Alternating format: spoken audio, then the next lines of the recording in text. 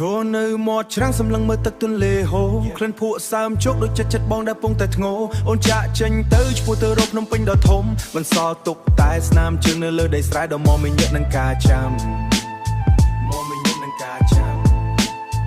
គេថាអូនភ្លេចបំភ្លេចអស់អ្នកនៅស្រុកពាក្យចកចាំអារាមឬសពទីកន្លែងពេញភូមិបងខំជឿជាក់ទោះបីជាខ្លាចជាការពិតប៉ុន្តែផ្ដោដាងបង្ហាញច្បាស់ក្នុងភ្នែកបងអូនថាមានញឹកនឹងការងារដើម្បីគ្រួសារតែជាតិពិតវិញអូនមកមានញឹកនឹងអ្នកថ្មីដីស្រែវាស្ងួតដូចបេះដូងបងដែលស្រែកទឹកសម្លឹងមើលផ្លូវចាំអូនរយប់ទល់ភ្លឺភ្នំពេញឆ្ងាយឆក់យកបេះដូងអូនទៅបាត់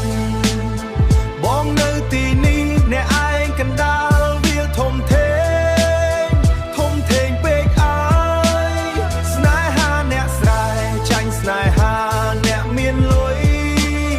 អូនក្បត់សន្យាទុកឲ្យបងឈឺម្នាក់ឯ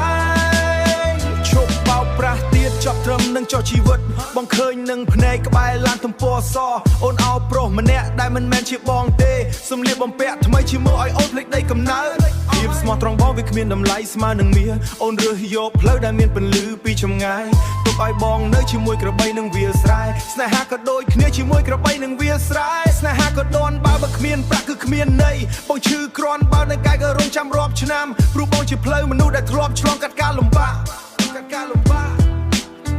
មេឃខ្មៅងងឹតគ្រប់ដណ្ដប់លើផ្ទះស្លឹក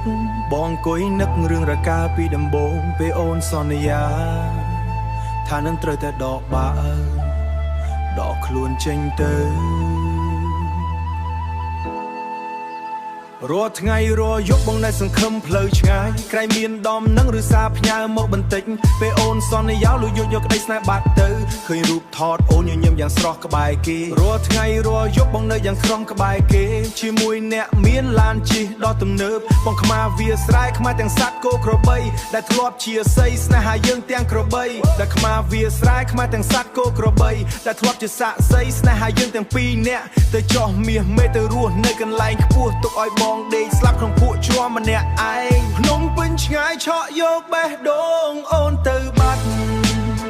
បងនៅទីនេះអ្នកឯងកណ្ដាលវាធំធេងពេកអើយស្នេហាអ្នកស្រែចាញ់ស្នេហាអ្នកមានលុយអូនក្បត់សន្យាទុកឲ្យបងឈឺម្នាក់ឯងគ្មានផ្លូវត្រឡប់គ្មានផ្លូវទេទុកឲ្យបងនៅទីនេះជាមួយភក់នឹងទុក